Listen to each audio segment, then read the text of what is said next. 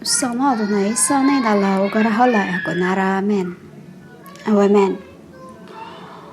This, what I'm doing is to put on your new nature when you was once. You know? Tender. You don't cast evil, slanderous things to others. You know? You don't, in the beginning, women, you don't rage anger to others with your harsh words. Like, there's only a few here that I cannot tell. You know, this is two is I knew. These are my brabs. But they don't cast harsh words too, but they connect too. You know, the hearts, because we are every parts of the earth. You know, women? With all my authority for you to live as the children of my gods, to welcome you in my light from the darkness, for you to put on your new nature when you was first created. When you don't slander humans, you don't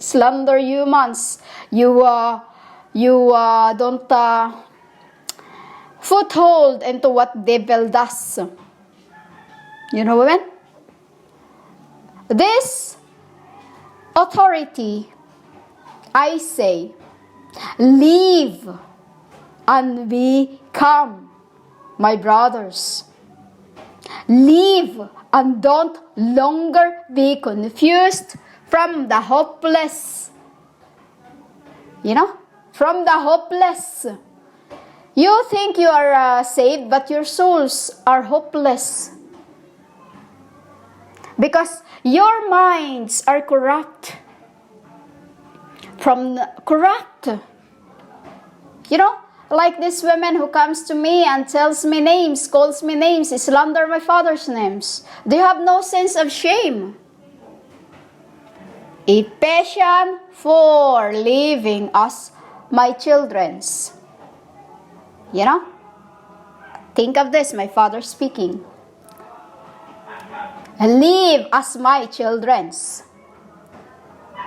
Don't be confused in what my son kept telling you. This, you come slandering my names, calling yourselves my Christ, when I knew my Lama. She called it LAMB. You have lived a lustful pleasure and eagerly practice every kind of impurity every time you slander my daughter. You get that? That isn't what you learned about my Christ. Since you have heard about my son, Kiss, you call Jesus, Kiss it is, women. Ephesians 4, living as my children's. You know? You have I said, my son have told you, this name is abominable creations. You have learned the truth in what my daughter have speak. You know? You have learned the truth of what my daughter, I just say, Bapume have speak. She become, you know, she become seraphim to be called son of Philadelphia. Son of Philadelphia. Women, throw off your old sinful nature and your former way of life, which been corrupted by lust and deceptions by Isabel. You know, you call Mary, it's my daughter's names, because it means tetra. She told you that I told you that she have copied. She asked for repentance, but only she wants is to copy my child. My glory I cannot give to the world. You know, women? Instead, let your spirit be renewed from your thoughts and attitudes. Put on your new nature every time you listen to my truth. Have a sense of shame for calling yourselves whatever. Have a sense of shame from what you've been created by Satan. Have a sense of shame for calling me your father, child. Every time you call me, come Holy Spirit, I sent my daughter, for she is the one who's got all our spirits. She is the holders. You understand? She is the holders. Don't be. Live in your new minds from the darkness. Stop that what you're doing. Live no longer as the Gentiles does. See, let, neg. You call yourself prophets, pastors, prophetess, whatever, you come here. Let your spirit be renewed of what my daughter speak. Don't keep calling me, come Holy Spirit, because it is now my daughter. She is my daughter who was and the holder of the keys. You get that, women? This isn't what you have learned from when we were the Christ. Because that S-U-S-E-J, reverse the word. You call that does not even exist in my names. It is holders. My daughter is the keys. Be renewed into what she speak. Be renewed from your thoughts and attitudes. Slandering our name. You have no sense of shame whatsoever. Calling me. You are the impure. Been practicing eagerly. Impure is a lot more better because we are not what you called impure.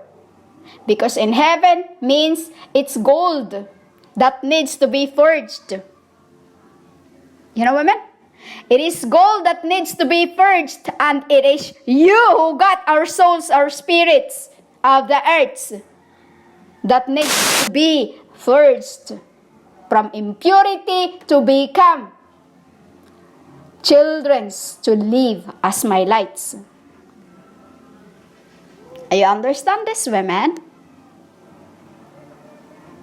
My daughter is the one you keep slandering throughout incarnations. Don't sin by letter your anger control you, because it is your sinful nature and your ways of life from being corrupted from the lust and deception. Lust of Mary, Jezebel, at Baal to my daughter is the one who guides me through her lights. It is the lag of the earth why I can't see. My daughter has to replenish. For us to not to come down and see the lights between earths and heavens. Yet you come here and let your souls be tormented by your brothers. That is what you do when you slander my daughter's names. You know? You torment your spirits in heaven, that is, with her brothers. You think because she's here speaking to you, she isn't somewhere else? You are here, you are there. And that's how you are tormented. Why you are sick, why you are weak, why you are confused, why you are hopeless, why you are liars. with attitudes, with your own thoughts and beliefs, which is corrupted by your lust and deceptions. You think I don't know anything what's gonna happen? My daughter is the Messiah. She sent, for we knew that you will lust her souls. And now you are deceiving others. What you're doing, women. Women, live as children of light. Stop your blasphemous, abusive language.